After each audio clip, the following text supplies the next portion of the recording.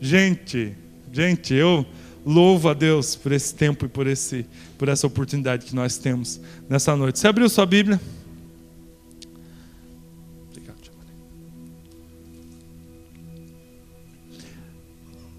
Vamos ler o que diz o texto. O texto diz assim: Lucas capítulo 10, versículo 25. Diz assim: certa ocasião, um perito da lei levantou-se para pôr Jesus à prova e lhe perguntou: Mestre, o que eu posso fazer para herdar a vida eterna? O que está escrito na lei? Perguntou Jesus. Como que você a lê? Ele respondeu: ame o Senhor, o seu Deus, de todo o seu coração, de toda a sua alma, de todas as suas forças e de todo o seu entendimento. Ame o seu próximo como a si mesmo. Disse Jesus: você respondeu corretamente. Faça isso e viverá. Mas ele, querendo justificar-se, perguntou a Jesus: e quem é o meu próximo? Em resposta, Jesus disse: um homem descia de Jerusalém para Jericó, quando caiu nas mãos de assaltantes. Esses lhes tiraram as roupas, espancaram-no e se foram, deixando-o quase morto. Aconteceu estar descendo pela mesma estrada um sacerdote. Quando viu o homem, passou pelo outro lado. E assim também um levita, quando chegou ao lugar e o viu, passou pelo outro lado. Mas um samaritano, estando de viagem, chegou onde ele se encontrava. E quando o viu, teve piedade dele. Aproximou-se, enfaixou-lhe as feridas, derramando nelas vinho e óleo. Depois colocou sobre o seu próprio animal, levou-o para uma hospedaria e cuidou dele. No dia seguinte, deu 2 denários ao hospedeiro e lhes disse: cuide dele, quando eu voltar lhe pagarei todas as despesas que você tiver. Qual desses 3 você acha que foi o próximo do homem que caiu nas mãos dos assaltantes? Aquele que teve misericórdia dele, respondeu o perito da lei. Jesus lhe disse: vá e faça o mesmo. Vamos orar? Espírito Santo, fala conosco hoje. Nós precisamos que o Senhor fale conosco, Deus. Que o Senhor esteja ministrando o nosso coração. Que o Senhor esteja, Deus, trabalhando em nossas vidas. Que o Senhor esteja, Deus, falando, Deus, de forma, Deus, muito íntima, Deus, muito com aquilo que nós precisamos ter, Deus, no nosso coração trabalhado hoje, Pai. Eu peço que o Senhor esteja, Deus, sendo profundo em tudo que nós formos falar, Pai. Que o Espírito Santo atue, gerando os frutos que nós não podemos gerar.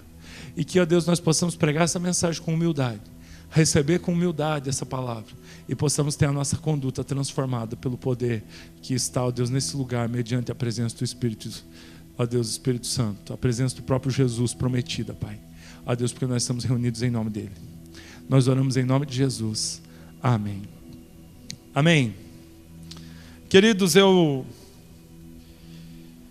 quero compartilhar algumas coisas. Essa palavra nos daria para a gente pregar muita coisa e falar muita coisa sobre essa palavra, mas eu quero compartilhar algumas coisas com vocês nessa noite. E quero que você preste muita atenção, porque Deus quer falar com você. A primeira coisa é que era comum essas discussões. Eram discussões filosóficas, teológicas, eram discussões onde um mestre desafiava outro mestre, e eles duelavam publicamente, e o pessoal ficava ali ao redor, para quando um falava uma coisa muito massa, aí então eles diziam: ó, e aí via então quem foi o melhor no debate. E esse mestre dali, ele levanta uma questão interessantíssima para Jesus. Ele levanta uma questão dizendo o seguinte: tá, qual que é a forma de ter a vida eterna? De viver para sempre, ou seja, de morar com o Senhor, de ter certeza, convicção, ter esperança para uma vida além, dessa vida passageira. Qual que é a forma? E Jesus responde para ele assim: como que você vê a lei? Qual que são os mandamentos? Me diga aí, como que você vê tudo isso? E aí ele responde assim: ama o Senhor teu Deus de todo o teu coração, de toda a sua alma, de todo o seu entendimento, com todas as suas forças, e o teu próximo como a ti mesmo. Aí Jesus disse: beleza, é isso aí, faz isso, está tudo certo. Acabou a discussão, vamos todo mundo para casa. E todo mundo ficou surpreendido. E a primeira coisa que eu queria dizer para vocês é que todas as vezes que o homem tenta enfeitar um negócio, fazer um negócio muito elaborado, Deus, ele prefere que a gente vá por um caminho mais simples. Normalmente esses mestres usavam de toda a sua eloquência para debater com as palavras mais difíceis possíveis, com as teologias mais profundas, com as filosofias mais inalcançáveis, de forma que aqueles que estavam ao redor nem entendiam o que eles estavam falando. Então, quando esse mestre levanta essa questão, o que se esperava era uma postura eloquente de Jesus, mas Jesus responde de forma prática e simples. E aí eu quero começar dizendo para vocês nessa noite: cuidado com o que você está esperando de Deus. Talvez você esteja esperando algo muito elaborado. Talvez você está esperando que Deus faça um negócio daquele jeito que a religião diz que tem que ser. Mas Deus quer falar com você de forma prática e simples. E Jesus olha para o homem e diz: está certo, é isso aí, ama o seu Deus acima de todas as coisas. E ama o teu próximo como você ama você mesmo. Está resolvida a situação. Mas ele não se satisfez, esse mestre da lei, esse perito da lei. E ele diz o seguinte: certo, mas quem que é o meu próximo? Peguei você, Jesus. Quero ver você me responder essa agora. Tá, mas qual que é o meu próximo? E aí Jesus olha para ele. Eu imagino que Jesus deve pensar assim: não acredito, esse cara, né? Ele ainda quer continuar discutindo. Vamos continuar esse negócio então. Havia um homem que estava descendo, e aí ele começa essa história que todo mundo aqui conhece, a história do bom samaritano. Então ele apresenta toda essa história para passar uma visão e uma mensagem que, segundo o Padre Vieira, ele apresenta como 3 filosofias diferentes contidas nesse texto que Jesus apresenta de forma prática. E eu quero utilizar dessas 3 filosofias que Paulo Vieira extraiu ou comentou desse texto para compartilhar algo com vocês nessa noite. Primeira filosofia de vida contida no texto: a filosofia dos ladrões, dos assaltantes. Qual que é a filosofia dos assaltantes? A filosofia dos assaltantes é a seguinte: o que é teu é meu. Muitas vezes nós vemos no nosso país que nós temos muitas pessoas que abraçaram essa filosofia de vida. O que é teu é meu. Então agora já começa a passar pela sua mente as outras pessoas que adotaram essa filosofia de vida. Os ladrões, os assaltantes. Nesse contexto político, a gente já pensa com todo aquele preconceito. Os políticos.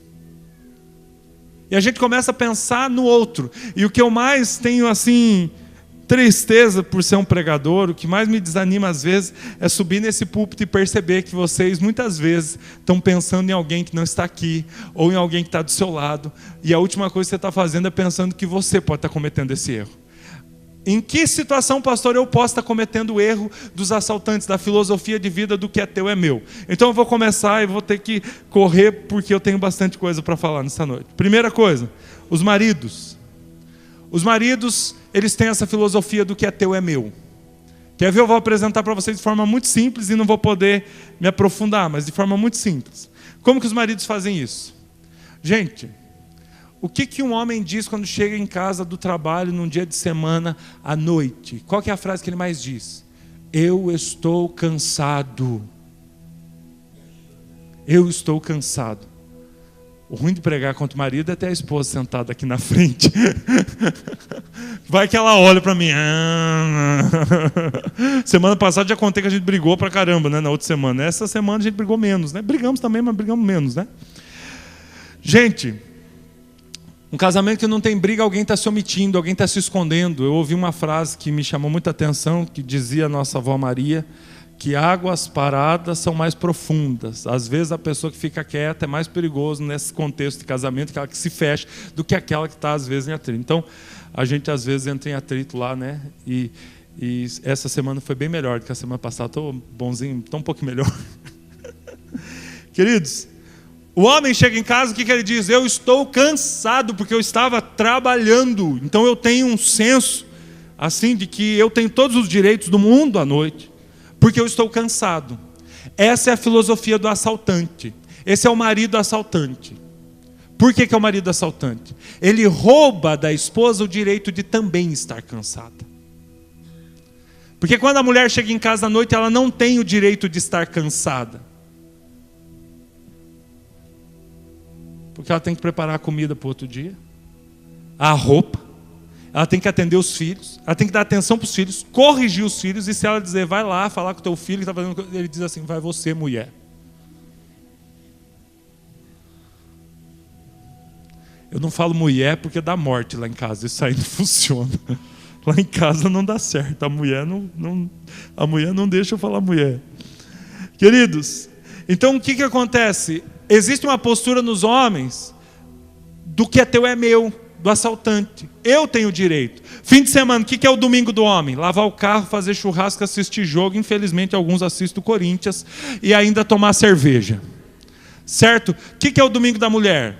Ela tem que fazer faxina na casa para adiantar para a semana. Ela tem que ver as tarefas do filho, conversar, atender. Ela tem que arrumar as coisas. E ela tem que fazer maionese, porque o homem disse que domingo que não tem maionese não é domingo. Ela tem que fazer. Então essa postura de marido é a postura do marido que ele pensa, o que é teu é meu. Ele rouba da esposa o direito de estar cansada. Talvez esse detalhe da pregação é o que eu vou falar com mais autoridade, porque eu sei de experiência própria. O que é ter essa postura do assaltante? Roubar da minha esposa o direito de ela também estar cansada. Nós homens temos essa cultura. Então o que Jesus estava falando, peraí, você quer entender um negócio? Então vamos ver. A primeira filosofia que Jesus apresenta não é a do levita ou do sacerdote. A primeira filosofia é dos assaltantes. O que é teu é meu. Mas daí vamos lá para as mulheres. Teria mais coisa? Eu poderia falar. Eu vou fazer o culto dos homens. A Daiane até falou, faz rápido, que esses homens estão precisando. O culto vai ser vida plena Formen, porque eu tive uma revelação de Deus. Estava lavando meu cabelo, tomando banho, aquela coisa embaçada. Aí eu olhei o shampoo assim, Formen. Eu pensei, é isso mesmo, para homem. É esse negócio. Deus me deu essa palavra. Vai ser o vida plena Formen. Quero fazer um negócio elegante assim para os homens. Mas vai ser aquelas conversas assim de homem para homem, né? Quero ver se a gente consegue tratar um pouco desses nossos pecados de homem. Porque, eita, homem é pecador, hein? A gente precisa, sabe, que Deus trate com a gente. Glória a Deus, né? Eu não quero que surja cotoveladas aí no meio, né? E sem muito avivamento, né? Tipo, amém, amém, glória a Deus, fala Jeová, né? Sem essas coisas. Vamos para a mulher, tá? Os homens, a gente faz isso. Os homens fazem muito isso, tá bom? Cuidado com isso. Eu poderia falar de, sabe, talvez 10, 15 ou 20 atitudes do homem que rouba da sua esposa alguns direitos. E um dos direitos que ele rouba é o direito de estar cansado. É o único que eu vou abordar nessa noite, porque eu acho que Deus vai trabalhando aos poucos na nossa vida. Amém? Espero, meu amor, durante essa semana te dar esse direito, né? Mas de forma diferente. Por exemplo, nós temos um dia da semana que a Daiane vai para a célula. Esse dia é o dia que eu cuido dos pequenos, do Davi e do Benjamin. Meus irmãos, eu quero dizer para vocês, eu falei no primeiro culto, poxa vida, muitas vezes os homens não têm coragem de cuidar do filho um dia para a esposa sair. Deus, sabe o que é? Se a esposa falar que ela quer ir no cinema com as amigas, é um negócio absurdo. Como assim quer ir no cinema com as amigas? Eu tenho que jogar futebol. Eu tenho que beber com os meus amigos, eu tenho que jogar futebol. Mas você quer ir no cinema? Não. Tem um ecozinho, tira para mim aí, para não ficar com eco. Viu? Então nós temos que cuidar, homens, com esse jeito que a gente tem. A gente sai, volta. Quer ver uma coisa que a gente erra com as mulheres? A gente diz que vai chegar no horário, chega 2 horas depois, 1 hora depois. A gente rouba, a gente vive essa filosofia do assaltante. A gente rouba da nossa esposa o direito. Então o pai tem que cuidar do filho, tem que deixar a esposa sair. Esses dias a Daiane viajou para uma conferência. Olha que chique a Daiane, né? Foi para uma conferência. 3 dias eu fiquei com o Davi, com o Benjamin, com o Rafael, com o Gabriel, com o Mateus. Gente do céu, foi um desespero. Foi um desespero. Meu Deus, a gente comeu pizza todo dia. Cada dia eu tinha uma programação diferente. Hoje a gente vai no jogo das estrelas. Hoje a gente vai no cinema. Hoje a gente vai lá brincar nos brinquedos, não sei aonde. Porque eu não sabia mais o que fazer com aquelas crianças. Eu disse, pelo amor de Deus, sabe? Eu disse para a Dani, volta, né? Volta para casa, volta. Pelo amor de Deus, volta rápido para casa. Mas nós homens, nós precisamos dar esse direito à esposa. Dar o direito à esposa semelhante ao nosso, no sentido assim, respeitar e não roubar dela o direito que é dela. Tá? Porque eu chego para os homens e digo assim, mas a tua esposa está naquele emprego, aquele emprego não está legal. Por que você não deixa, fala para a tua esposa sair desse negócio, esse emprego não está legal. Deus o livre. O salário dela é importante nessa casa. Se tirar esse salário, a gente não tem nem o que comer. Tá ok, querido, eu concordo com você. A economia faz com que hoje o casal precise os dois trabalhar. Mas por que à noite, por que no final de semana a gente não dá à esposa o direito o mesmo direito que a gente defende tanto para a gente tem que rever isso. A gente tem que rever isso, era isso que Jesus estava tratando aqui. Esposas, eu sei que eu ganhei um ponto com vocês, né? Vocês vão sair daqui achando que eu sou um bom pastor, mas eu também tenho um compromisso com os meus amigos, os homens, a gente não pode deixar esse negócio barato. Tá? Que vocês não estão tudo supimpa, não. Nós precisamos acertar esse negócio. A Bíblia diz que é melhor ficar debaixo de uma goteira em dia de chuva do que ficar na mesma casa com uma mulher briguenta.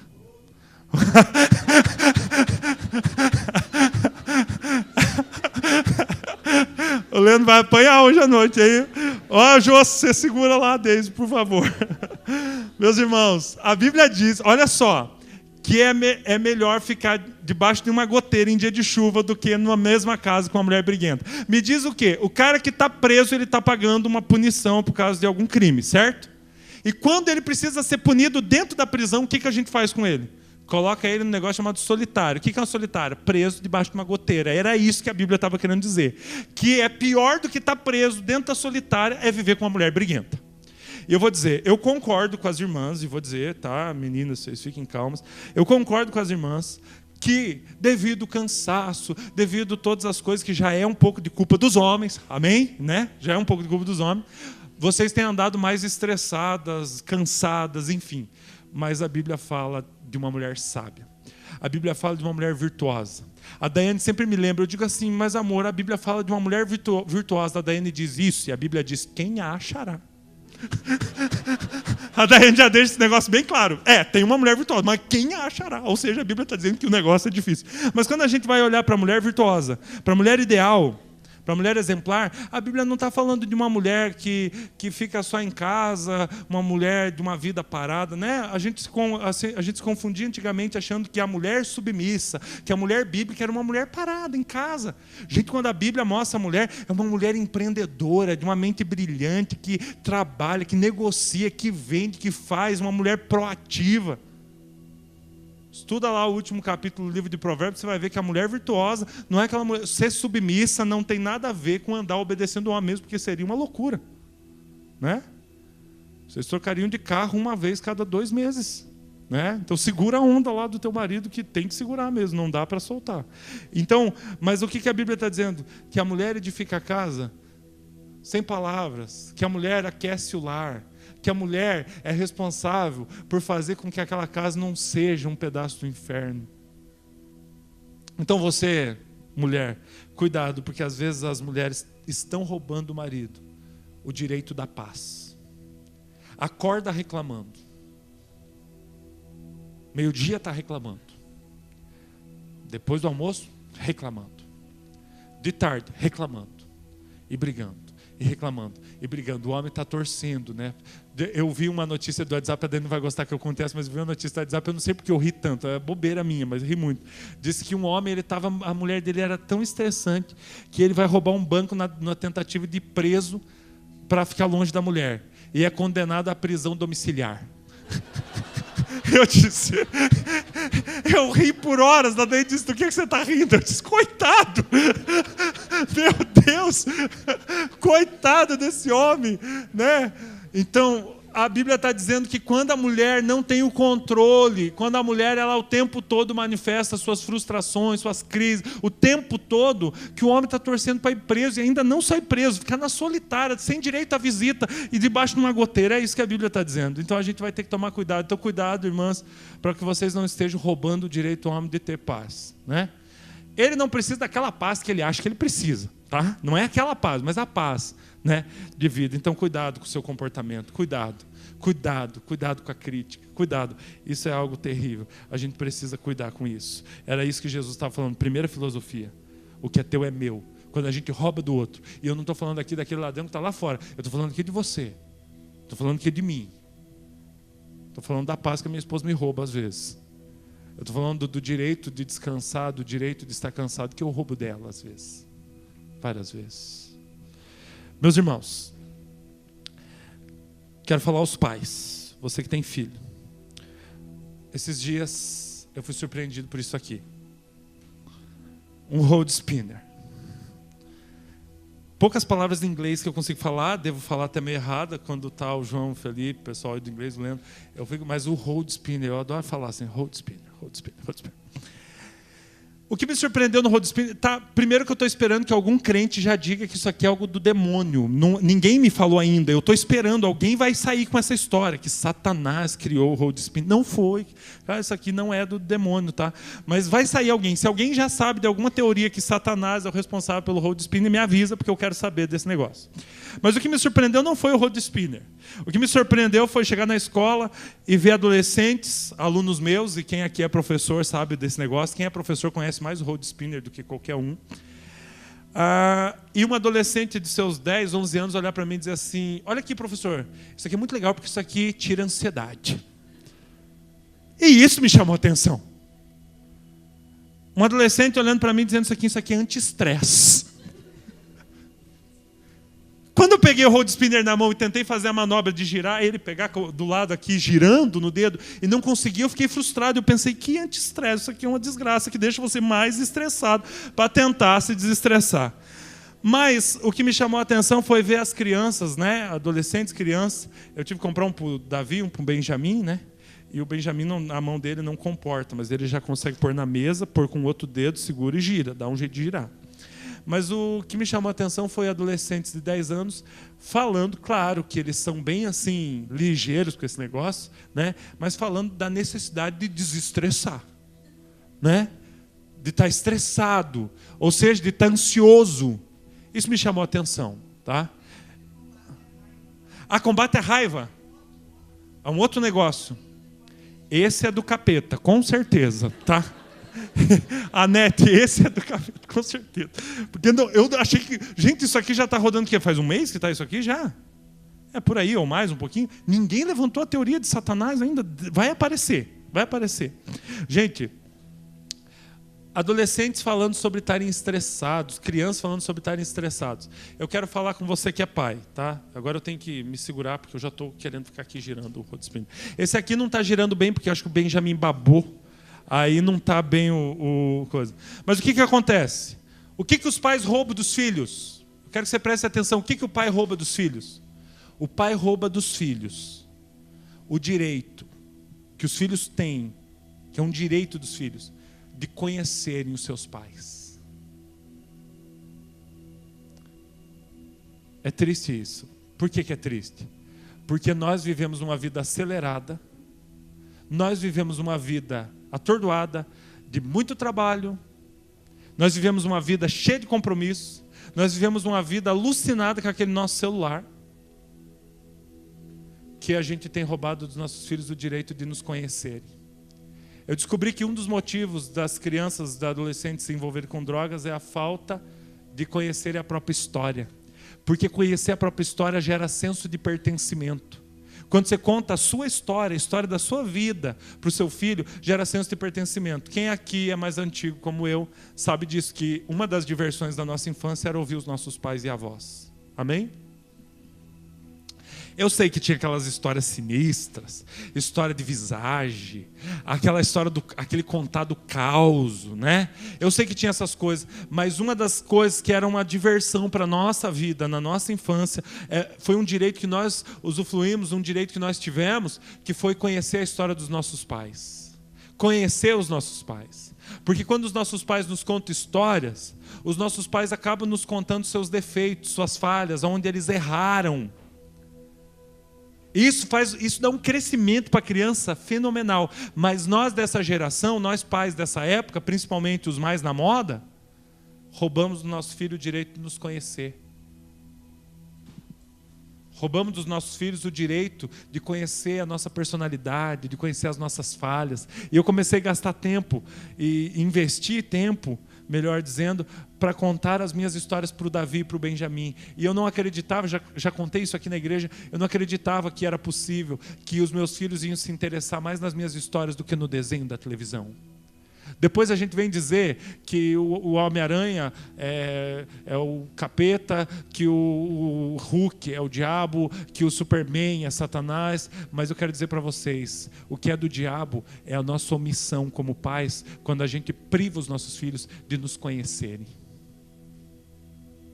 Quando a gente rouba dos nossos filhos o direito de saber quem eu sou. Quando eu me torno um pai tão estranho para o meu filho.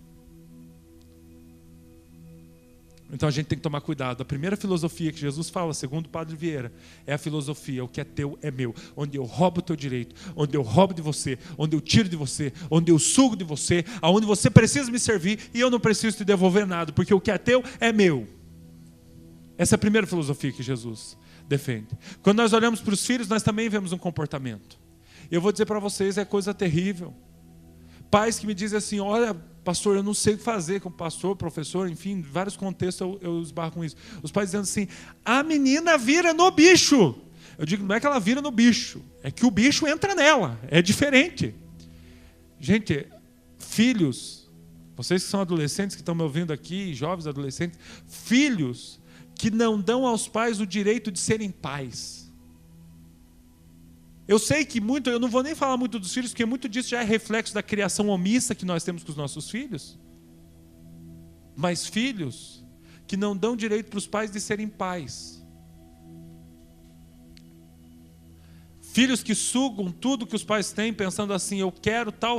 Aí o pai está culpado com sentimento de culpa, né? Porque todo pai dessa época tem sentimento de culpa. Aí o pastor vem aqui e diz que nós trabalhamos muito, que daí a gente já tem um sentimento de culpa, né? Aí o filho fala: eu quero o iPhone 7. Você está com aquele celular ainda, aquele que trava, você está com aquele lá ruim. Mas aí você pensa assim: mas coitado, eu trabalho tanto. Eu tive uma infância tão dura, eu não quero a mesma coisa para o meu filho. Então você está pedindo celular. Coitadinho. Coitadinha. E os filhos são espertos, gente. Eles vão... Gente, os filhos, deixa eu dizer uma coisa para você que é pai de adolescente e pré-adolescente. Pai de criança, que eles já estão todos no mesmo nível. Eles fazem um drama. Eles já aprenderam a manipular você. Eles treinaram durante toda a sua infância. Eles chegam na adolescência experts em manipular você e conseguir de você tudo que você puder dar. E aí você dá para eles o que eles desejam, ao invés de dar para eles o que eles necessitam. Aí você rouba deles o direito deles te conhecerem. Você rouba deles o direito deles terem a oportunidade de pedir perdão. Por quê? A vara bíblica não era bater e espancar os filhos, é um absurdo. Eu fico muito chateado quando um pastor fala de vara e o pessoal cai matando porque a igreja incentiva. Não, o pai desequilibrado que bate muito no filho, ele é desequilibrado, é maluco, a Bíblia não fala isso. A vara bíblica é dar à criança a oportunidade de se arrepender. Muitas vezes nós pais roubamos do filho a oportunidade de se arrepender, a oportunidade de perceber que está errado. A omissão dos pais faz com que a gente, sabe o que está acontecendo? Nós adultos, muitas vezes nós temos o costume, o vício de se envolver em rolo financeiro, rolo de relacionamento. E se a gente correr o risco de não ter um rolo na vida, a gente acha um rolo de alguém para se enrolar junto. Já percebeu? Às vezes a gente pega o rolo dos outros, e em vez de a gente ficar fora do rolo para ajudar o cara que está no rolo, a gente entra no rolo, daqui a pouco a gente está enrolado. E com tantos problemas que a gente tem para resolver, tantos problemas, a gente acaba sendo pais omissos, roubando dos nossos filhos o direito. Por exemplo, o direito deles se arrependerem, com a correção. Eu nunca imaginei experimentar o que Deus me deu a oportunidade de experimentar com o Davi. Eu ainda não consigo experimentar com o Benjamim, que tem um coração duro ainda. Mas eu nunca imaginei que Deus ia me dar o direito de experimentar, de sentar com meu filho com uma vara, e não para executar, não para bater, mas para dizer: filho, você está errado, você sabe que você está errado. Ele dizer: pai, depois de muita conversa, eu sei. Eu me lembro até hoje do dia, na casa, eu morava aqui atrás, quando eu chamei o Davi, eu falei: filho, você está errado, você sabe que você está errado? Sei. Eu falei: vamos orar para Deus, para que Deus te perdoe, para que o papai te perdoe disso que você está fazendo errado. Eu nunca vou esquecer do Davi começando a orar sozinho, em prantos, com seus 4 anos, dizendo: Deus, me perdoe. Eu não quero roubar do meu filho o direito dele se arrepender. Eu preciso dar esse direito. Eu preciso corrigir. Eu preciso confrontar. Eu preciso enfrentar para dar o direito a ele de mudança. Filho que cresce omisso, com pais omissos, é um filho que tem a sensação, nós estávamos falando ontem sobre isso, é filhos que têm a sensação de ser órfãos de pais vivos. Eu vou dizer para vocês, eu atendo adolescentes lá na minha sala, e eu trabalho com adolescentes, e aqui na igreja eu trabalho há mais de 10 anos com adolescentes, e eu vou dizer uma coisa para vocês: a grande crise dos adolescentes não é o pai ruim. O pai ruim é um dos problemas. A maior crise dos adolescentes é o pai que se omitiu. Tanto faz como tanto fez. A mensagem que o filho recebe é: eu sou tão insignificante que meu pai nem para brigar comigo não briga. Vamos embora para frente, gente. Segunda filosofia apresentada no texto por Jesus nessa discussão aqui, falando do samaritano. Ele apresenta a postura do sacerdote e do levita, dos religiosos. Qual que é a postura do sacerdote e levita? Eu vejo que o rapaz está ali, está machucado, eu passo do outro lado para não ver.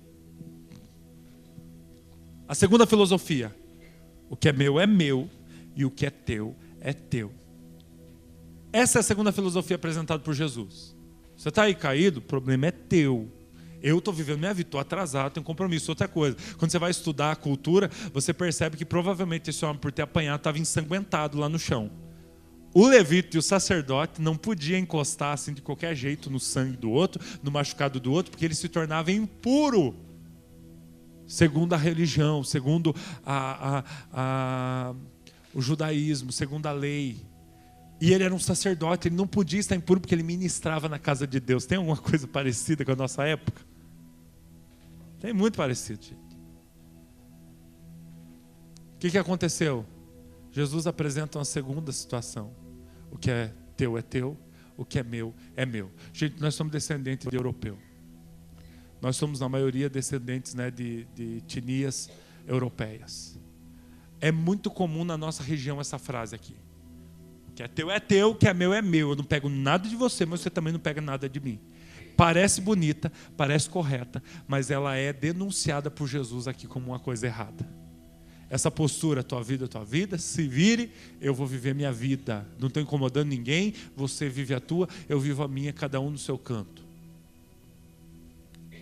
Jesus denuncia essa postura, que parece elegante, que parece bonita, mas que não é a correta. A postura do religioso. A postura da pessoa que ela está tão comprometida em servir a Deus que ela não tem tempo para ajudar pessoas. Sabe qual que é o grande equívoco desse discurso do perito da lei? O grande equívoco do discurso do perito da lei, porque quando Jesus pergunta assim: qual que é o mandamento? O que você lê? O que você vê? O que você entende, criatura, do mandamento? Sabe o que ele diz? Ele diz o seguinte: ame o Senhor teu Deus de todo o teu coração, de todas as suas forças, de toda a sua alma, de todo o seu entendimento. E ama o seu próximo como a ti mesmo. Certo? Jesus diz: parabéns, é isso aí, vai, vive isso aí, está tudo certo. E ele diz: mas quem é meu próximo? Aqui está o problema desse texto. E aqui está o centro da discussão de Jesus. Porque ele tenta dividir uma coisa que é indivisível. O que ele tenta dividir? Ele quis dizer, sabe o que ele quis dizer? Eu amo a Deus de todo o meu coração, de todas as minhas forças, de toda a minha alma, de todo o meu entendimento. Mas quem é o meu próximo? O fato dele perguntar quem é o próximo dele significa que ele desconhece o seu próximo. Se ele desconhece o seu próximo, então automaticamente ele não ama o seu próximo.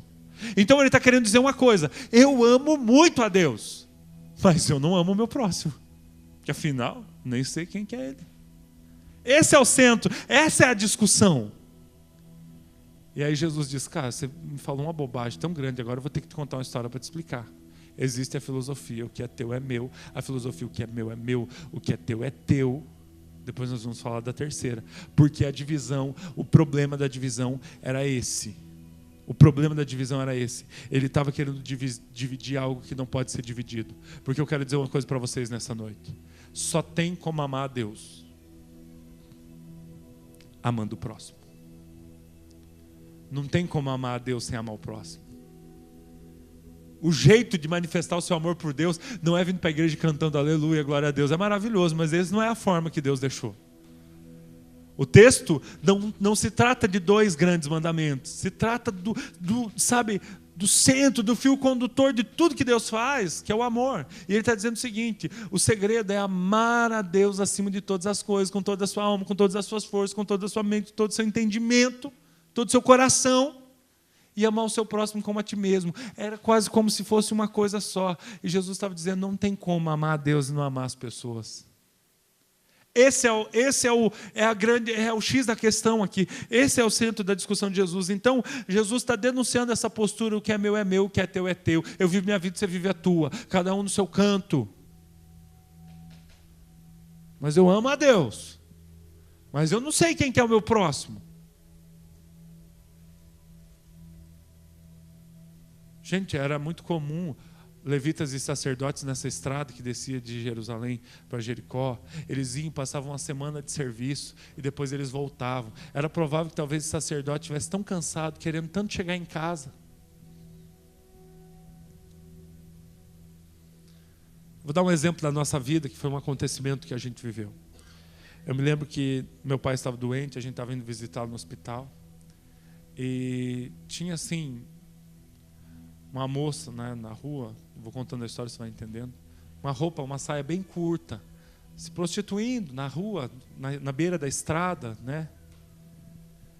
E quando a gente passou por ali, o meu coração e da Daiane se apertou, assim, meu, o que essa menina está fazendo aqui na beira da estrada? Não é o lugar dela. A gente parou o carro. Eu falei para a Daiane, vai lá você. Fica até ruim, né? Para um carro, desce um homem, vai lá falar, né, com a moça. A Daiane foi. E eu fiquei ali no carro intercedendo.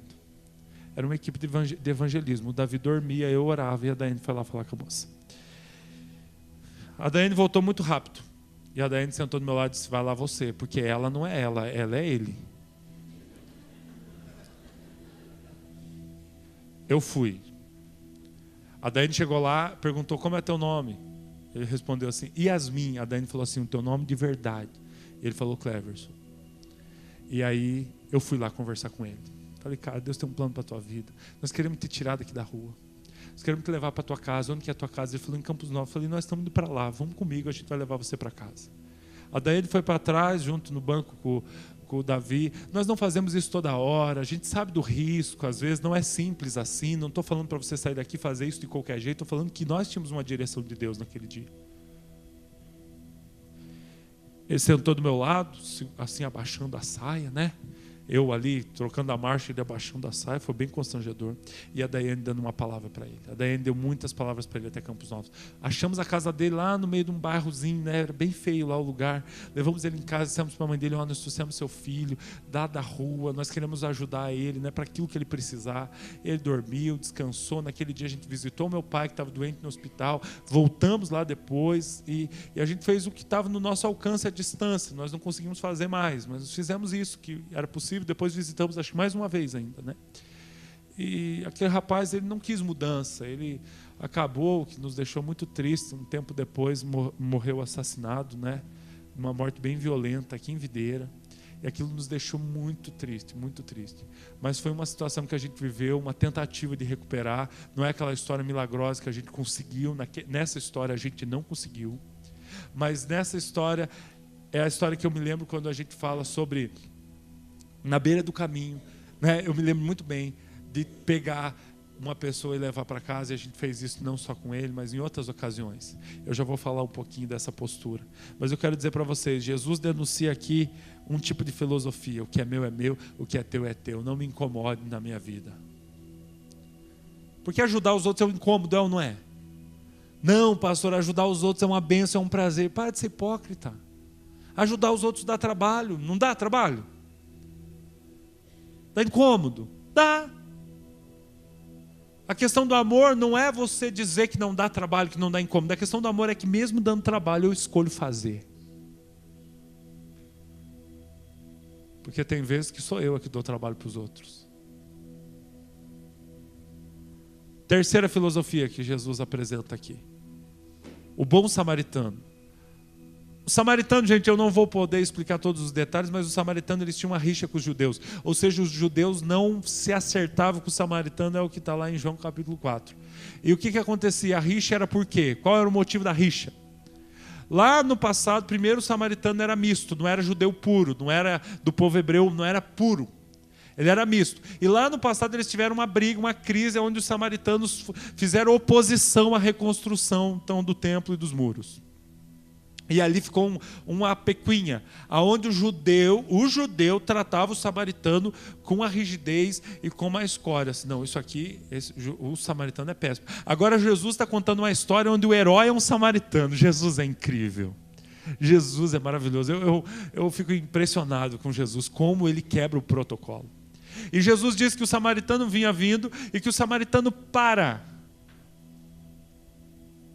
E o samaritano, então, enfaixa as feridas, derrama óleo, derrama vinho, coloca o homem sobre o seu animal, leva para um hotel, para uma hospedaria, cuida do homem, depois deixa 2 denários, deixa ali o dinheiro, né, de 2 dias de trabalho braçal de um trabalhador, para que o hospedeiro deixe então ali o que foi assaltado hospedado, e ele diz assim: se ele precisar de mais alguma coisa, quando eu voltar eu pago para o senhor.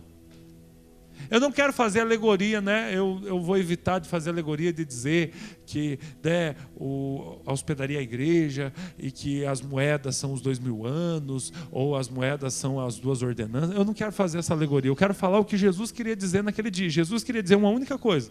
Jesus queria dizer: existe o que é teu é meu, existe o que é meu, o que é teu, mas existe o que é meu é teu. O que é meu não é só para mim.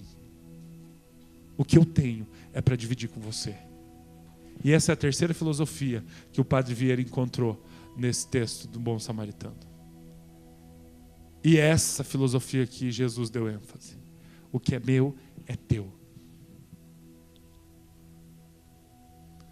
Ou seja, a gente vem na igreja muitas vezes pedindo para Deus prosperar a gente.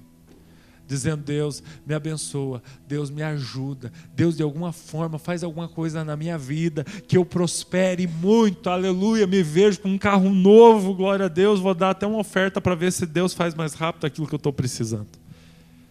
E tem pastor ainda que ajuda esse negócio, né? A gente fica indignado com isso.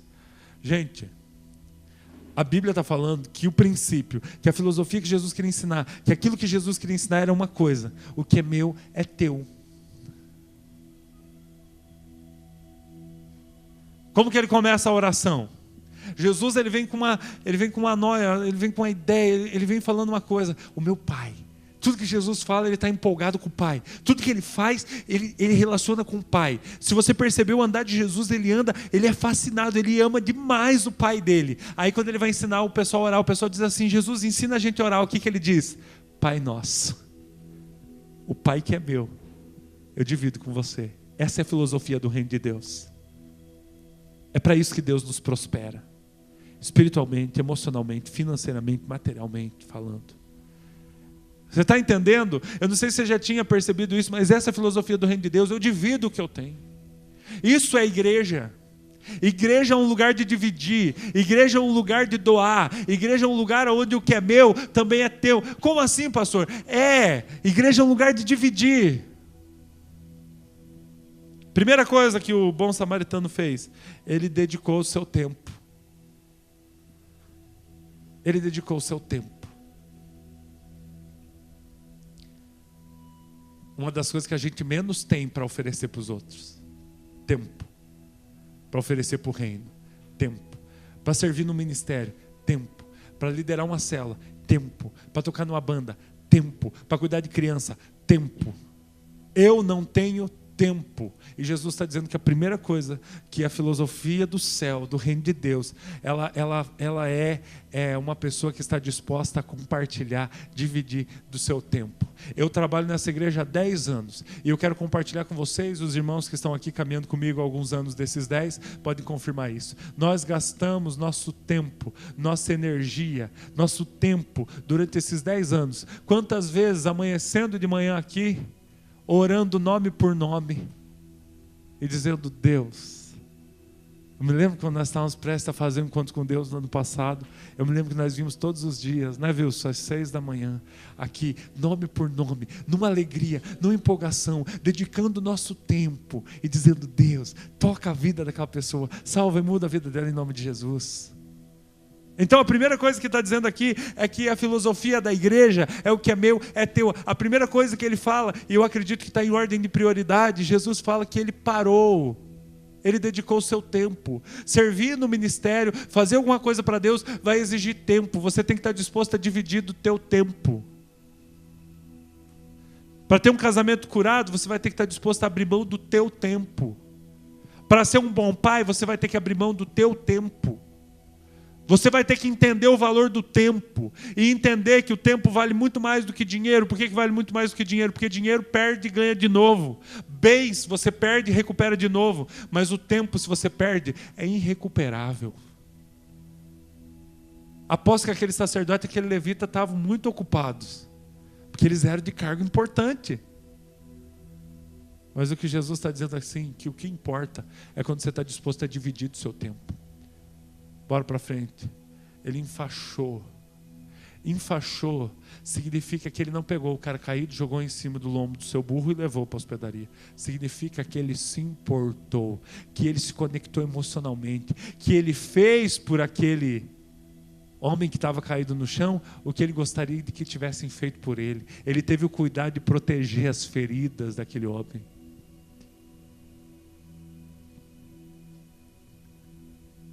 Primeira coisa, tempo. Segunda coisa, se importar. Até que ponto você se importa de verdade? Eu vejo as pessoas fazendo caridade na nossa época. Eu tenho nojo, desculpa em dizer nojo, tá? Mas eu tenho nojo. A pessoa dizendo assim, eu ajudo o próximo, porque eu me sinto tão bem ajudando os outros. Tá, mas você está ajudando para quê? Porque se importa com o outro, ou porque quer ajudar o outro, ou porque quer se sentir bem. Diz que esse homem se importou. Mas não só se importou, mas se importou profundamente. Baixou lá, começou a enfaixar. Você consegue imaginar? Cara, o que te aconteceu? Deixa eu enfaixar tuas feridas. Deixa eu cuidar de você. Está doendo aqui? Vamos enfaixar, deixa eu limpar isso aqui. Ele usou 2 elementos que eu também não vou usar de forma mística. São bem simbólicos, mas ele usou o óleo e ele usou o vinho. Na época, os 2 tinham poderes, curativos, de remédio, de proteger aquela ferida. Esse era o propósito do óleo e do vinho nessa história. Era remédio. Mas o que é interessante, e quero que você preste atenção, é que o homem utilizou dos seus recursos, dos recursos que ele tinha. O óleo era dele, o vinho era dele, mas agora ele estava dizendo em alto e bom som, e estava todo mundo ouvindo Jesus dizer essa história. Jesus estava dizendo o seguinte, que aquele óleo, aquele vinho, aquelas faixas, aquele tempo, aquela atenção, que era do samaritano, não era só do samaritano, mas o que é meu também é teu. Eu divido com você, porque essa é a forma. Isso é amor. Depois diz que ele pega o homem e coloca sobre o seu animal.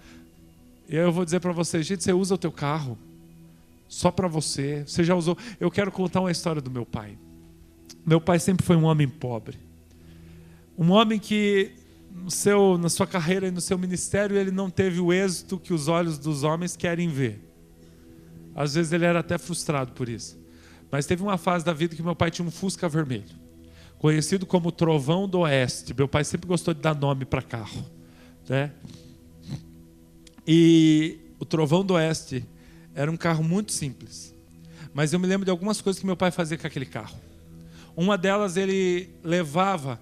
Tinha mulheres de um bairro bem pobre de Campos Novos, que os filhos estavam presos, filhos e maridos.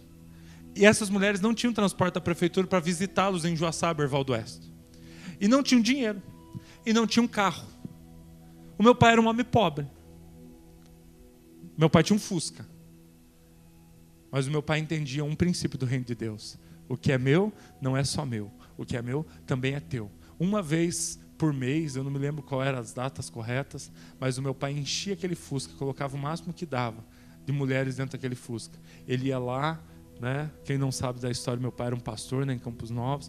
Ele ia lá em Erval e ele levava as pessoas. O casal que ajuda a liderar a igreja em Campos Novos hoje, depois de 5 anos que meu pai morreu, um dos casais principais que ajudam mesmo aquela igreja é um ex-presidiário, que meu pai pegava a sua esposa e levava para visitar ele lá na prisão. O que é meu não é só meu. Não tem porquê Deus te abençoar pelo propósito de só encher o teu ego, inflar o teu orgulho. Deus, quando te abençoa, e se você quer ser abençoado, você precisa aprender o princípio de não reter, de não amarrar, de não segurar, porque senão a riqueza se torna uma riqueza fútil, senão a riqueza é só aquilo que é externo, e essa riqueza que eu estou contando, que é o princípio que Jesus está passando, é a riqueza que cabe no coração. Eles são líderes na igreja hoje, são nossos amigos, mas o meu pai tinha um Fusca velho, Mas ele fez aquele Fusca que era dele, não só um Fusca dele, mas um Fusca que também podia servir os outros. E eu não vou contar as outras coisas, às vezes que ele enchia de saco de esterco para levar na horta da escola, ou às vezes que ele enchia de pneu, ou de um dia que ele parou na rua e tinha um cara com a moto estragada e ele abre lá o porta-mala. Na época, acho que ele tinha Paraty. Que carro que ele tinha? Cadê os meninos? Que carro que ele tinha, Matheus? A Ipanema. Abre o porta-mala, deita os bancos e joga a moto do cara dentro do porta-mala da Ipanema e vai. E leva o cara para outra cidade com a moto dentro. Eu digo, meu Deus, meu pai era maluco. Cara. Eu sempre dizia, meu relacionamento com meu pai era sempre assim. Meu pai dizia assim, o Jonathan é muito fresco. Eu dizia, você é muito louco. Meu pai era muito louco. Mas o meu pai vivia esse princípio. Não é à toa que quando ele morreu, um dos jornais de Campos Novos fez um comentário. Eu posso dizer que esse seria o epitáfio do meu pai. O comentário do jornal de Campos Novos era o seguinte: um homem que realmente amava as pessoas. Só tinha um Fusca, velho, vermelho, que não teve o sucesso dos homens, mas que viveu o maior sucesso da vida. Dividir o que tem. Compartilhar o que tem. Você compartilha dos seus bens, da sua casa, do seu carro. Você usa. Igreja que a gente não usa as nossas coisas não é igreja. A igreja é lugar de usar tudo que a gente tem. Vocês já perceberam, quem vem aqui para a igreja, a gente aqui nunca diga, se você não estiver interessado em ajudar, nunca diga, ô pastor, o dia que precisar de mim, me mande uma mensagem, porque eu mando amanhã. Porque provavelmente amanhã eu vou precisar. Busca não sei quem, faz não sei o quê, leva lá, faz isso, quebra um galho ali, faz aquilo e tal. A gente precisa. E isso é igreja. E eu não vou dizer que aquela hipocrisia, nós amamos fazer isso porque isso não nos dá trabalho. Dá trabalho sim, nos incomodamos, vocês não têm ideia. Nos incomodamos às vezes, mas vale a pena.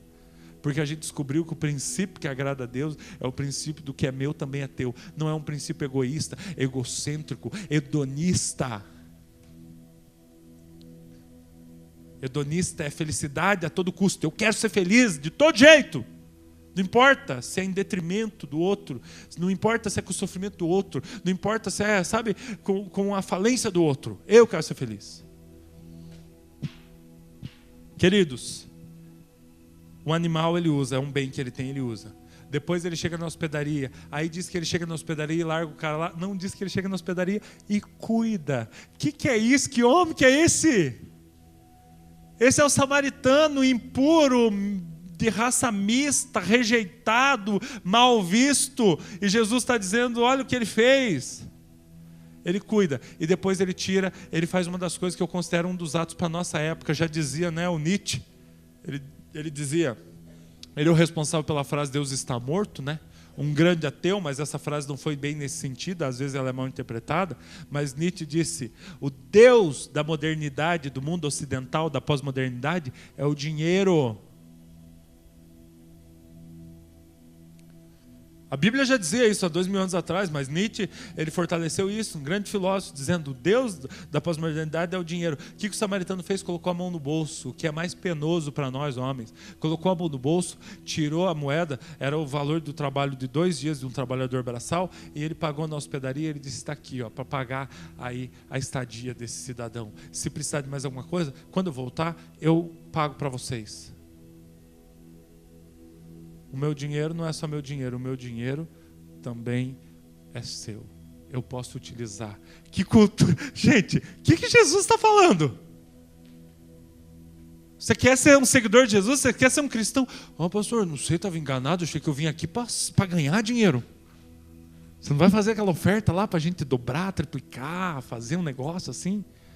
Não, o que Jesus está falando, que o negócio é dar dinheiro, mas não é dar dinheiro para a igreja fazer uma fachada nova, por um porcelanato, um forro de gesso, né, nada contra o gesso, né, para os irmãos falarem isso, né, mas não é esse o propósito. Pastor, então a gente nunca vai ter uma igreja melhor. Podemos ter o dia que isso nos for confortável, tranquilo, e o dia que isso for além de cuidar de gente ferida, porque o propósito da igreja é cuidar de gente doente. Eu preparei essa mensagem com base nos testemunhos que eu ouvi dessa semana. Os testemunhos que eu ouvi dessa igreja essa semana me impactaram. A mensagem que eu estou pregando aqui é uma mensagem de anônimos.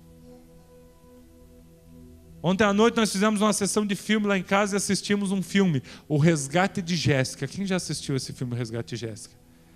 Ah, tá. Todo mundo novinho. Nunca ninguém assistiu esse filme na sessão da tarde. A menininha que caiu num poço e passa o filme inteiro tentando resgatar. Ah, agora lembraram. A velharada lembrou agora, né? Não sou só eu que sou dessa época.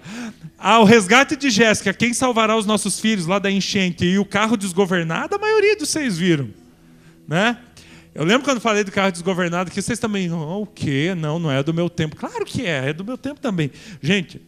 Né? A Lagoa Azul, todo mundo lembra que passou. Sem vergonha arada. Eu vi isso aí. Olha só, o que eu vou dizer para vocês. Assistindo o resgate de Jéssica, no final do filme teve uma cena que impactou, fez a gente ganhar a noite com aquela cena. O Gabriel ficou muito empolgado, que ele assistiu pela primeira vez ontem. Era aquela cena bugada, assim, aqueles cabelos das mulheres, aquela coisa muito antiga. E uma das últimas cenas, aparece um repórter, ele chega para um dos homens que ajudou no resgate da menina, que durou quase 4 dias, um resgate assim, bem difícil, e salvaram a menininha, salvaram com vida, uma história real. E aí ele chega para um dos homens que salvou e ele diz assim: qual que é o teu nome e o que vocês fizeram para salvar ela? E aí o cara responde de uma forma fenomenal que me chamou muita atenção. Ele diz assim: aqui nós não temos nome. Foi um grupo de pessoas interessadas em fazer o bem para essa menina e salvá-la com vida. E eu pensei na hora, porque tudo eu vejo uma igreja. Você sabe, eu vou no cinema e imagino uma igreja. Eu vou no mercado e imagino assim, sem nada das gôndolas, eu imagino uma igreja. Eu vejo até um louvor, eu vejo lá vocês cantando, eu imagino a igreja. Eu vou em Curitiba, vou no shopping e imagino uma igreja. Ah, seria muito legal. Então, eu assistindo aquele filme, eu pensei, isso aí é a igreja. A igreja é um lugar de anônimos. Às vezes o pessoal diz, Jonathan, lá na igreja, no Vida Plena, a igreja do Jonathan. Não é a igreja do Jonathan. Não é a igreja de nenhum dos líderes. Nós somos uma igreja de anônimos. A mensagem que eu estou pregando aqui, eu estou aqui pregando com a incumbência, com a missão de Deus, em nome de uma igreja de anônimos. E eu queria dizer para vocês, sabe por que eu estou emocionado de pregar essa mensagem aqui? Porque eu sei que nós estamos usando o nosso animal, o nosso dinheiro, o nosso óleo e o nosso vinho, o nosso tempo. Pastor, então nós estamos beleza? Não, nós estamos longe. Mas eu sei, eu estou pregando aqui em nome de anônimos, pessoas que me contaram histórias do que aconteceu lá no seu trabalho, do que aconteceu na sua célula, do que aconteceu numa conversa, do que aconteceu num encontro de adolescentes. Essa semana eu fiquei impactado de saber que essa igreja é feita de anônimos, de pessoas que às vezes não estão aqui, mas pessoas que trabalham muito mais do que eu, são muito mais eficazes do que eu, porque são anônimos. Então talvez você pergunte assim, qual que é o segredo dessa igreja? O que vocês fazem? Como que é teu nome? Aqui nós não temos nome. Amém? A gente não tem nome aqui. O líder de célula faz. O auxiliar da célula faz. A pessoa que só frequenta a célula faz. O líder dos adolescentes faz. Ontem, quando eu vi as notícias do que aconteceu aqui no grupo de adolescentes, eu disse assim, que bom que Deus me fez uma pessoa ocupada. Porque se eu tivesse livre, eu iria estar lá fazendo. Mas Deus me tirou essa oportunidade de estar lá fazendo, para dar oportunidade para pessoas que estão fazendo melhor do que eu. O pessoal que pregou aqui nos adolescentes ontem, passou uma semana jejuando, orando, se preparando. Eu não estaria fazendo isso. Deus tem levantado, né? Deus tem levantado uma nova geração. Deus tem levantado pessoas. Eu ouvi as histórias de pessoas que fazem parte de uma célula maluca aqui dessa igreja, que estão orando de madrugada, pessoas que estão vivendo milagres lá em outro contexto, e Deus começou a falar ao meu coração. Deus começou a falar ao meu coração. Nós somos uma igreja de anônimos. Nosso carro não é só nosso, nossa casa não é só nossa. As pessoas dizem assim, Jonathan, mas você levou os teus 3 irmãos para morar com você. Primeiro eu tive o privilégio, eu tive a honra, Deus me deu um presente, Deus me deu a graça de trazer os meus 3 irmãos para morar comigo. Mas antes, meus 3 irmãos já moraram, já passaram pela minha casa 5. Porque a minha casa da Daí não é só nossa. A gente está pensando que Deus nos prospere, que a gente queria adotar mais alguém, né? No futuro. Não se candidate, que eu sou bem ruim lá em casa, tá? Eu lembro de uma mãe que chegou para nós e disse assim, eu falei para minha filha, se ela continuar desse jeito, ela vai morar no albergue do pastor. Falei, mais respeito, né? Brincadeira.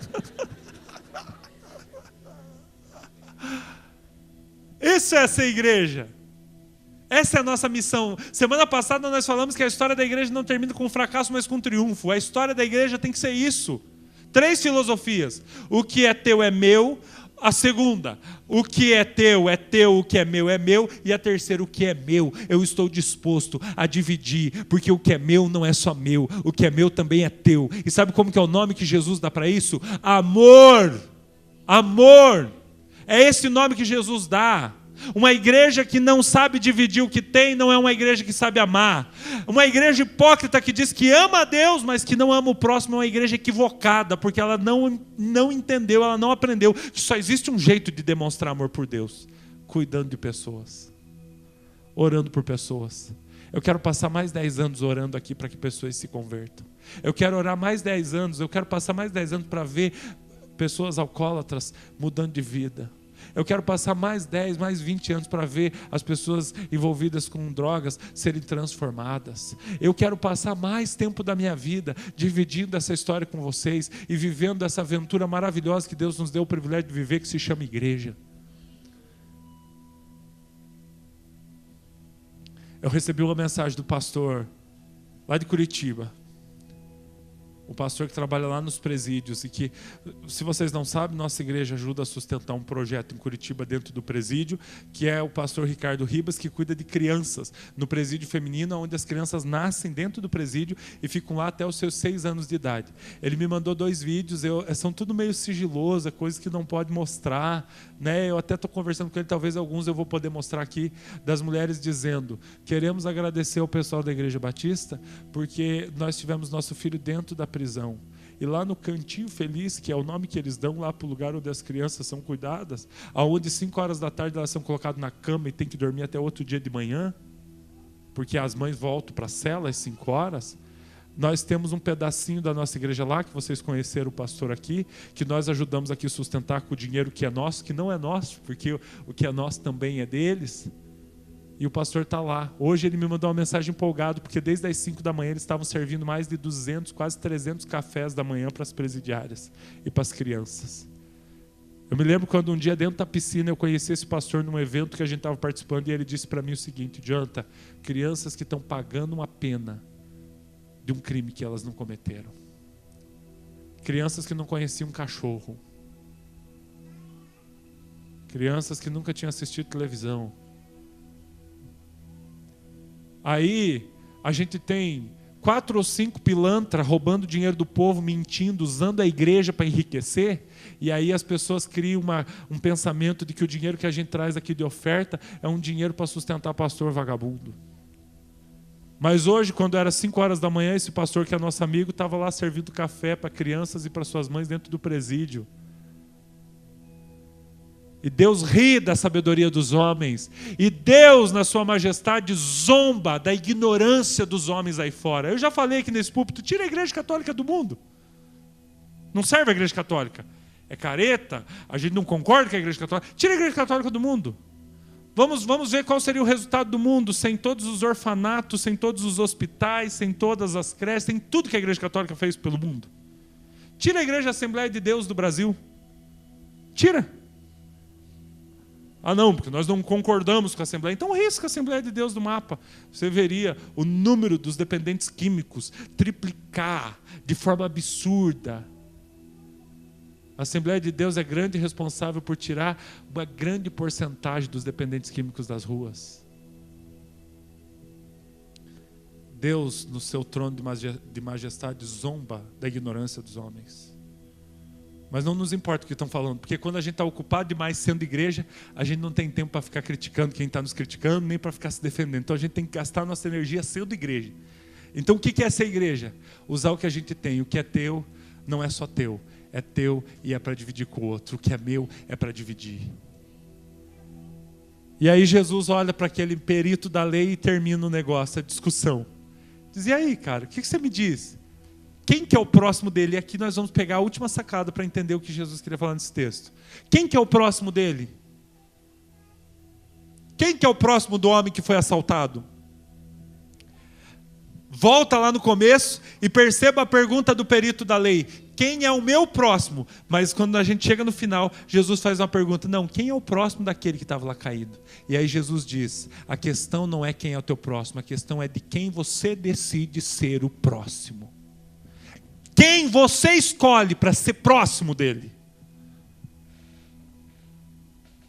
Eu me empolgo por isso, porque daí eu não preciso ficar aqui em crise esperando que Deus me mostre o que fazer. Deus está mostrando que eu tenho que decidir ser o próximo de alguém que precisa.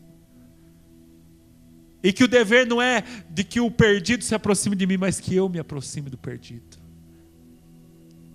Que eu vá até o doente. Além do projeto que a gente sustenta, ajuda a sustentar, né, com uma pequena parte lá em Curitiba, nós também ajudamos a sustentar missionários que estão lá em Portugal, um país com 400 mil idosos que moram sozinhos, idosos solitários, um país que está envelhecendo, e nós temos missionários lá, temos amigos. Hoje o Ferrari e a Samanta moram em Portugal, eles são voluntários. O Ferrari é aposentado da Polícia Civil, não, da Polícia Federal, tem uma boa aposentadoria e ele decidiu dedicar a vida dele como missionário, sendo sustentado pelo seu próprio sustento, pelo seu próprio salário. E ele mora hoje em Portugal com toda a sua família. Nós ajudamos a sustentar um projeto lá, o pastor Calixto, e nós temos um projeto que nós vamos adotar agora que se chama Cristolândia. Um projeto incrível lá na Cracolândia, tirando pessoas. Incrível mesmo. E todo mundo que está saindo das ruas vai estudar, vai fazer faculdade e se torna voluntário para ajudar a tirar a gente da rua. Por isso que na nossa resolução de igreja está escrito lá, para que todo mundo que se encontre com Deus também passe a encontrar quem ainda não se encontrou. Aqui é uma grande hospedaria. A gente chega aqui ferido. Quem já está um pouco melhor, está conseguindo andar, já começa a ajudar a carregar quem ainda não está conseguindo andar. É assim a igreja. A gente chega todo mundo aqui ferido. Deus nos chamou para dividir o que a gente tem para curar essa cidade. Hoje, com os líderes de célula, a gente caminhou por essa cidade orando. E a gente foi orando pelas ruas, e a gente foi lá na praça, paramos lá no meio e nós começamos a orar. Nós temos uma missão, nós queremos curar essa cidade. Nós queremos dividir o que nós temos com essa cidade. O óleo e o vinho podem ter dois símbolos, vários, né, outros, mas eles podem ter dois símbolos principais. O óleo, unção do Espírito Santo. Não no óleo, né, físico, enfim, mas o óleo ele representa, né, essa unção, essa consagração. Nós temos isso para dividir com o povo dessa cidade. Deus tem derramado a unção dele nessa casa. Deus tem derramado a unção dele sobre você. As histórias que eu ouvi não foram de coisas que aconteceu aqui dentro dessas paredes, mas foi lá fora. Foi na escola, foi na empresa, foi na casa, foi na rua, foi no posto. Segunda coisa, o vinho. O vinho é um grande símbolo de alegria. Você já tomou uns goles, você sabe que dá uma alegria que, nossa. O vinho sempre foi símbolo de alegria. E aí eu vou dizer, para terminar a minha mensagem nessa noite, nós temos a responsabilidade de dar alegria a esse mundo triste lá fora, a essas pessoas sem esperança. Porque a alegria que Jesus colocou no nosso coração não é só nossa. A alegria que Jesus colocou no seu coração não é só tua, é para você dividir. Porque a filosofia do reino dos céus, porque você presta atenção no reino dos céus, ele é todo, nosso mundo aqui é todo de ponta cabeça, presta atenção. Olha o que a Bíblia diz. Eu sou meio pentecostal assim de essência, né? Estou sempre girando no manto aí, né? Estou sempre meio pentecostal, né? Aleluia, não pode, Deus, você pôr uma Cassiane e uma Damares para tocar, eu já começo a se fazer, né? Karatê. E o pentecostal gosta muito de falar das ruas de ouro. Você já ouviu falar? Ou você já leu na Bíblia?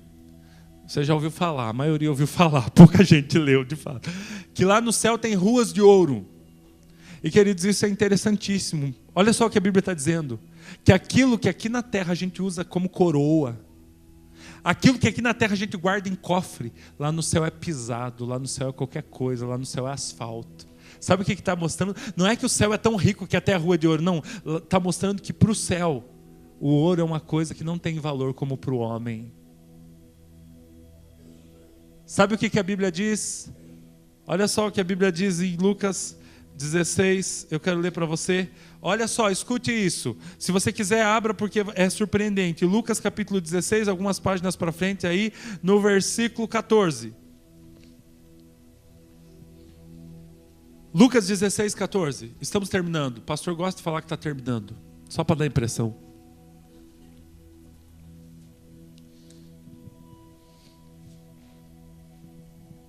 Amém? Diz assim, Lucas capítulo 16, versículo 14. Os fariseus que amavam o dinheiro, ouvindo tudo isso, zombavam de Jesus. Ele lhes disse: vocês são os que se justificam a si mesmos aos olhos dos homens, mas Deus conhece o coração de vocês. Aquilo que tem valor para os homens é detestável aos olhos de Deus. Sabe aquela beleza escultural do corpo fitness, da mídia, não sei o quê? Aquilo lá tem um valor exagerado para as pessoas. Alguns vomitam por causa disso, outros se matam por causa disso, outros sofrem bullying, outros se matam tentando ser o que não é. Sabe o que a Bíblia está dizendo? Que aquela beleza lá da mídia, aquela coisa exagerada, aquilo lá que é de muito valor para o homem, não significa nada para Deus, é detestável para Deus. A riqueza, o dinheiro, o ouro, que é muito importante para nós, a Bíblia está dizendo que é detestável para Deus. O status, a fama, a vida social, a forma como você é visto, é detestável para Deus. Porque para Deus importa a riqueza que cabe no coração. E a riqueza que não cabe no coração não tem sentido para Deus. Tua riqueza cabe no teu coração ou a tua riqueza é só externa?